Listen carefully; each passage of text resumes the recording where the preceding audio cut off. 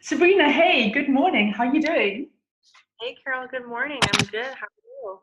I'm good, thank you. I'm so excited to be chatting to you today because not only have I known you for quite some time, I've Yeah. seen your progress from about 18 months into where you are now. So, Yeah. for the people who don't know who you are, I'm just going to give them a brief recap, and feel free to step in if I have made any mistakes. So, about 18 months ago, you arrived in Bali. You were 23 years old. You had about $800 in your bank account, and you had this kind of dream and vision. I think 4 months later, you had already earned $20,000. And Yes. very soon afterwards, you were featured in Forbes magazine, on how to create a six-figure business while living remotely. Fast forward to now, where not long afterwards, last month, you achieved your first 200,000K month. And I'm going to say first because I know it's one in many. Yes. You're now 25 years old. I know that you're currently traveling Europe and you are maintaining an amazing business with an amazing team. And you're supporting so many women in entrepreneurship. Is that, have I got everything? That sounds about right. It was 3 years instead of a year and a half, but yeah, everything else was right. So the reason why I am so excited to share not only your story, the story is the one part, and that is something that what I really want to talk about is what you mention all the time, Yeah. is the mindset to create something like this, a Mm. business like this. And that is the one thing, I think it's the core feature. I think once someone is able to get that mindset really clear, then anything is possible. Whatever their dream is, whether it is like yours, traveling the world with your hunky Australian guy, Yeah. um, and having a business and a team that you're managing, and you're working not, you're working several hours a day, but not crazy hours. You're not doing that. So whatever the person's dream is, and it could be something like having a lifestyle like yours or something else. Tell me about the mindset. Can we go into that a little bit more in detail? Yeah. So I think that the reason why mindset is so important is because your life is either going to be expanded or limited by what you believe to be possible for yourself. So if we think about things like flying an airplane, that would never have been possible unless someone first believed it could happen. Sending a rocket ship into space and landing on the moon, right? People started working on that before we even had the technology to do that. There are so many things that people can just see 50 years into the future, 100 years into the future, and they know it's coming and they start working toward it now. So, any great achievement that's ever happened in the history of the world has always happened because someone believed it could happen first. And I think that what is really unfortunate is that we find it so much easier to believe in others than we do to believe in ourselves. It's a lot easier to believe that your friend could do it or that person on the news could do it, but that for whatever reason you couldn't. And I think that happens because as we go through life, we start to selectively look for and collect evidence that tells us we're not worthy, right? This is something that we notice. It's this idea of selective bias. So, for example, if you have ever really wanted a white BMW and you start driving down the road, suddenly you're going to notice them everywhere. Now, your brain can either say, mine is coming soon, or that's for everyone else except for me. So it's really about the perspective that you choose to take on life, because it's all about this idea that we live in a reality of our own making. So for me, the way that I see my job as a leader and also my job as a human is always to work on my own mindset and empowering others to develop theirs as well. So my core belief is that I can have anything that I want in this life as long as I'm willing to work for it. So one of the kind of new age spiritual principles that I think is often misunderstood is this idea of law of attraction, where people think that if you just think you can have something, it will come to you. And while that is theoretically true, yes, it might not come to you very quickly. And if you're not willing to take the action to open up, receive it, expand your ability to kind of match that, it's not going to come, right? So if we're going back to that airplane analogy, an airplane can't land on a runway that doesn't exist, right? The thing that you want can't come home if there's no space to receive it. So I think that's what mindset comes back to. It's really about believing and preparing yourself for getting the thing that you want. And it is simple, but it's not always easy. I agree with you. So I know that when I started my business, I was also, I think I was 22, 23, and I was just really focused on success because this is my passion. And I think that with regards to mindset, it makes a big difference if you're very clear on your vision and you're clear that this is your purpose. So I think there's a couple of very strong ingredients that need to be, along with inspired action, there's vision, purpose, and mindset, and put that combination together. But now what happens, and I've seen this in my business and myself personally, is that I get really fired up. I could have spoken to my business coach, I could hear one of your talks, I'm fired up, and for the next week I'm doing mindset stuff, and then I kind of just go straight back down into, I can't do this is too hard. Who am I to believe that I can do this? What do you do to get out of that kind of funk? Yeah. So I think the reason why that happens is because people are relying on motivation. They feel super hyped up. They just had an amazing call with their business coach. They just got back from a weekend at Tony Robbins. Something happened that has them super hyped up. And then as soon as something new comes and anything derails them, it's like an immediate fall apart because people can choose to take that as a sign that they can't do that. If they didn't attribute that roadblock, which might be your mom said something mean to you, a client didn't pay an invoice on time, whatever it might be, if instead of seeing that as a sign that it can't work, but just, a speed bump to go over and keep going, then I think that won't happen as much. I think the other thing as well is that on the days when motivation fails you, discipline will save you. So when it comes to business particularly, even just having a nice relationship, right? So if you feel like, let's forget about business for a second, but let's say one of your core beliefs is, I can't hold on to a relationship because I just like shut off and close myself. You might have like an amazing few weeks with your boyfriend, but then let's say you completely stop journaling and you just disconnect from yourself emotionally. That discipline is gone. And so you are ripe for disaster, right? It's not because you are a bad person or you can't have it or whatever, but it's because you haven't held the container for yourself. And so discipline does not need to be hard. It does not need to be something that we're allergic to or resistant to. It just means putting in place simple practices that put us in the best possible state to succeed. So that could be as simple as, journaling for 10 minutes a day. It could mean every single day, no matter what I post on social media. And I think that's why it's also important to fall in love with the things that serve us and get us more of what we want. Something that a lot of entrepreneurs specifically are really resistant around is showing up on social media because they say, what will people think? What if nobody likes my post? But if we get into the mindset of every time I post on social media, I find more and more of my ideal clients. Every time I post on social media, I make more and more money. Then that's something we can suddenly get behind. So I think it's also about reframing discipline and the way we interact with that. I mean, I think that's core. Discipline is the word. For example, let's say someone's wanting to lose weight. You know that there's discipline you need to put in to get that effort to achieve that goal, or whether it's a relationship or whether it's business. It doesn't really matter. It is about discipline. And yes, sometimes we're going to have bad days and we're going to kind of fall off the wagon, so to speak. But it's about just being consistent as well, I think, with our intention. You spoke about journaling. What other things do you do? And I know you are disciplined and you do certain things every day to keep your mind set up. What do you personally do? Yeah, so I think when it comes to all people, business owners or not, one of the biggest mental hangups is finances. So I think one thing that I love to do every day is just check my bank balance, check my wallet with the 4 different currencies, Indonesian, Canadian, euros, Singapore dollars, whatever it is, and just look through all of it, know how much money I have, and say thank you. And I think that's something really important because we can either focus on how much money we don't have, which will just create anxiety, which will just affect the way we show up in business or at our jobs and our careers.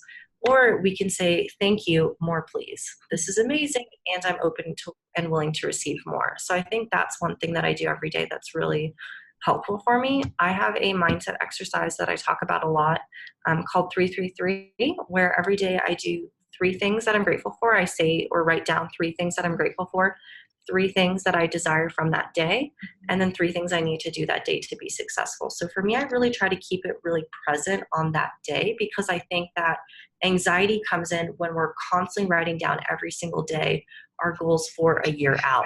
But if we can just say, from today, I am grateful for this and I want this. I want a green juice. I want a massage. I want to go for a walk around the park with my husband. And then what we need to do to get those things, life suddenly feels more and more achievable and doable.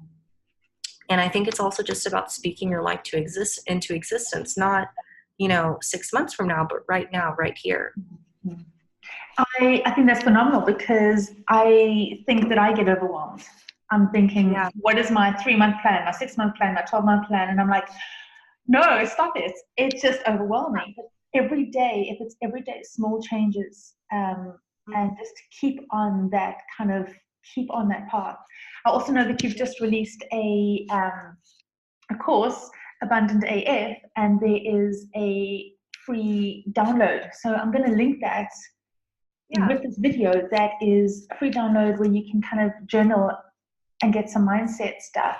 So someone who's wanting to really explore into this for the first time and get their mindset shifting into gear, and then, the 333 plan could be a maintenance, if that makes sense.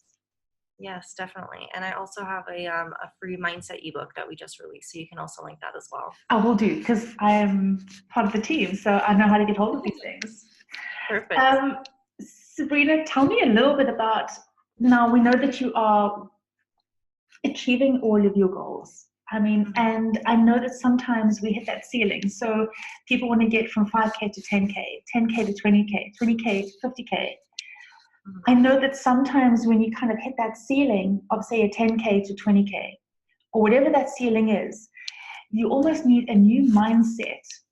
What is working for you at that level is not going to work with you at the next level. So there's a level of consciousness you have to keep on raising in order to attract those clients that you want and the finances you want.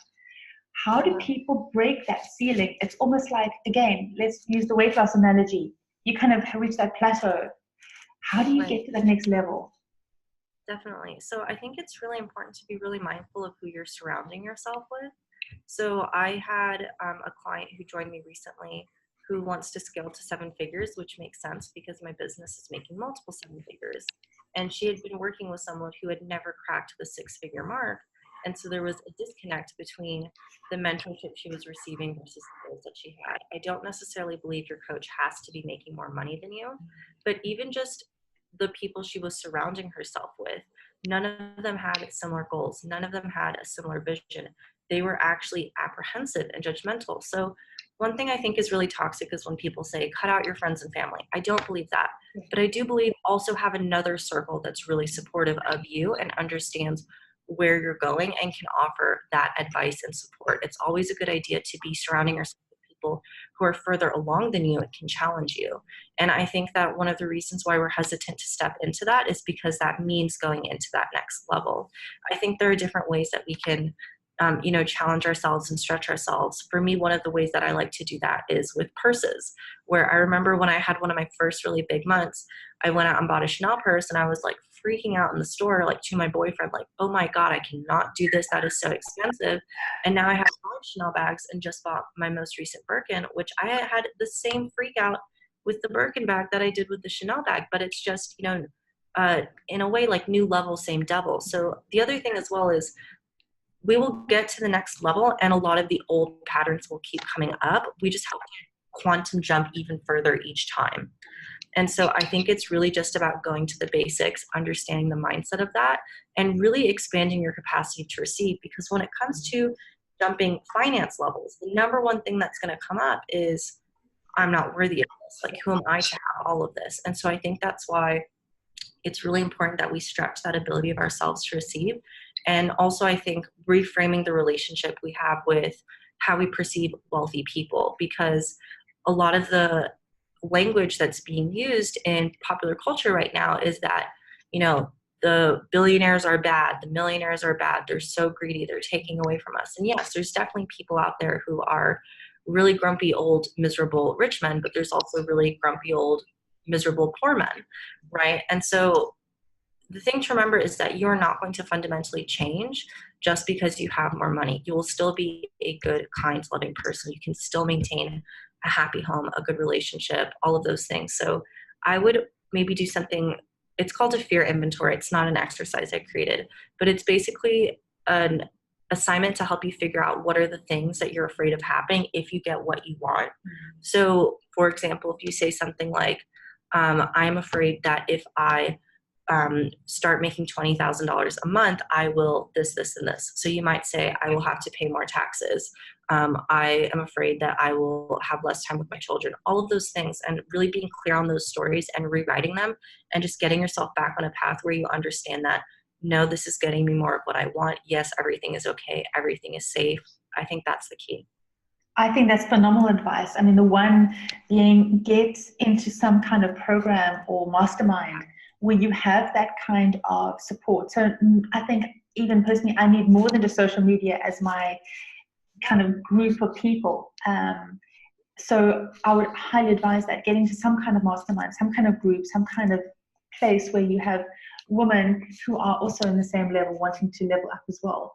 And also being open to receiving. I think a lot of the times we're saying, I'm wanting a relationship, I'm wanting business, I'm wanting new clients, but then, you know, they could be knocking on your door and you're going, no, I can't do this. I've also experienced not this way, instead of just being open to what's coming to you. I think that's, yeah, a lot of times we talk about this idea of focus on the picture, don't so much focus on the frame, right? So basically, what's the content of what you're receiving versus maybe it didn't come in exactly the same way that you wanted it. So some people will say, I want to manifest 10K this month, and then it comes through the form of a tax refund, they say, oh, no, not that way. So what if instead you just said, thank you, and I also want to receive 10K from my business? Mm-hmm. Right? So just don't block any sort of abundance that's coming your way. And let's talk about abundance quickly. I mean, abundance is a whole bunch of stuff. And yeah, I think the key things that we've spoken about is gratitude. Just being gratitude, being, you know, grateful for what you have, being clear on what you're wanting to receive, being open to receiving. What else do you do to kind of create that abundance? Because, and it's not just the business abundance, we're talking about relationship abundance, family abundance, you are traveling abundance, food abundance, which is, you know, just part of that travel experience. Yeah, so much pasta here in Italy. Definitely a pasta abundance. So I think that what I always say is that money is a resource, abundance is a feeling. And people kind of conflate the two. They use them interchangeably, but they're actually very different things. So for me, abundance is just believing that there's always more available to me, and that if something doesn't work out, something better is on its way, right? So let's say I didn't get that one opportunity. That's okay, because there are limitless opportunities. That one client didn't sign up with me. That's okay. I live on a planet with 8 billion people, right? And people, hundreds of thousands, millions of people being born every minute. So I think it's just about remembering that there's always more around the corner, and that you're never, it's never your last shot. It's never like 5 seconds left in the buzzer. Like, you're always forever at halftime. There's always more to come. There's always more to do. And I love it. I mean, the whole thing about abundance is that what's meant for you will be yours. Always. And I think I also reframe that if anything happens to me that I don't like, let's just say something crazy happens, and it's like, oh my gosh, I didn't expect that coming. The first thing that comes to my mind is there's a higher purpose for that. I don't know what that higher purpose is, but I'm going to let it go and wait, which took me a long time to get there, Sabrina. It's not easy to retrain your mind into thinking, oh my gosh, I lost that client, I lost that contract, I lost the job. I'm worthless. I'm not, but now I think it's about training your mind, actually brain gymming your mind to know that this is not for me. the universe has kind of pushed that aside for something beautiful to enter. And I think we as humans kind of block that with our own stories. And it's just to keep open. What are the things you do to kind of just, if you are in that space of, like, obviously there's journaling and the 333 procedure, but what happens, do you do anything physical to kind of get out of your head a little bit? Let me say that. How about getting out of your head a little bit and just being open to receiving? Yeah, so I think for me, the reason why I love travel so much is because I'm immediately in a completely different world. You know, I'm in Italy where you can't even get a cup of coffee until 8 a.m. in the morning, right? In New York, that would never happen, right? In Bali, that would never happen. I'm in a place where people, you know, start eating dinner at 10 p.m. at night. That would never happen where I'm from in the United States. It's just this completely different world, this completely different reality. The sun doesn't even set until 9 p.m., 9:30 p.m., and yet it's still the same planet. Everyone has their own language, their own culture, their own transportation system, their own government. It's this completely different reality on the same world that I live in that I was unaware of until I arrived, right? I knew about it conceptually, but I didn't experience it until I entered it. And so what I think that I love to do when I'm kind of stuck in that space is go somewhere different and just walk around and be observant of my surroundings, and how one day I could be, you know, living my life in Bali, waking up, taking my Vespa to go to breakfast. And now here I am in Italy, walking around these cobblestone paths, you know, next to buildings that are 1,000 years old. How could that still be? And I think what that reminds me is I can live in whichever reality I choose to. And so that for me is the physical, just walking around somewhere new. And you don't need to fly across the world to do that. I think just go to a different neighborhood of where you live, you know, in the city that you're in. Just, you know, go for a walk on the other side of town and just see what else is out there, how other people live who are different from you, but they're still just as valid, just as worthy, and having the same human experience as you are. Great advice. I mean, I just come back from Mozambique, and there's no way you could get a coffee at all from 8 to whenever the places that I was at. So even that's just to change the mindset, because you come back and you do things differently. It does affect you, and you touch people. And one thing before we say goodbye is that, which we haven't really spoken about, is that I think the more that you are able to show up on social media, the more you're able to support other people in changing their mindset. I think so. If someone is struggling with that, my advice would be to follow someone like yourself or some of your peers that are living the mindset dream. And not going to say the entrepreneur dream, it's the mindset dream. Because the more, when I'm in a funk, I know that all I need to do is watch one of your live streams. I need to go onto your Instagram, and I am immediately uplifted and affected. And I just want to say thank you, because I don't think you realize the ripple effect of what you are doing. Because the more I can raise my mindset, the more I can support my clients. They can support their families, and the ripple effect is huge. Yeah. So to anyone who is watching this, follow some people like Sabrina, like yourself. I'll obviously leave all your social media handles with this video. And keep on being inspired like every single day. Sabrina, do you have any parting words for people that have been listening to you so far? Yeah, I think the big thing I would say is that you can live the life of your dreams as soon as you decide that you can. It's not something that you have to wait for. It's not something that is years around the corner. It is something that is here right now in front of you as soon as you decide. One of the stories I like to tell my clients of where I really saw that come to be is right before my Forbes article came out. So I had known about that for maybe 2 or 3 months, because with press, they usually have like a date that they're going to launch. And so they'll ask you questions leading up. And so I told myself that once the Forbes article goes out, then my business will go to the next level. But what if I had just said, no, my business is going to the next level now? You know, and so the good news is I got ready, right? I did the work. I built a website. I had my, $40,000 week sold out my private coaching before that happened. And I, added 1,000 people to my list, whatever. I was doing all of these things, but my life had already started. I was already living my dream. the thing that I didn't realize is that by deciding it was coming, I had started to take action. But you can decide for it to happen today. You don't need to wait for some sort of big transformative event. It's about leaning into it now. And like we discussed earlier, just maintaining that discipline, which if you feel more comfortable, just switch that word out for forward movement. Just switch that out for forward movement, forward action, and then that is what's going to get you closer to experiencing everything that you want in this life. Thank you. I'm tempted to listen to this recording every single day. So thank you so much for your time. Thank you for sharing your insights. And thank you for just showing up for all these women in business. I really thank you so much, Sabrina. Yes, and thank you, Carol. Carol has been a valued member of my team for over 2 years now, and she has completely been supporting me 100% of the way from, designing my first ever sales page to every sales page I've ever done, to my website, to everything. So just thank you, Carol, and I hope we have many more years of working together, because you are such a rock star, and I couldn't do it without you. And I couldn't do it without you. And yes, we will be in each other's lives for many years. So thank you so much, Sabrina. Thank you, Carol. I really appreciate it. Bye. Bye.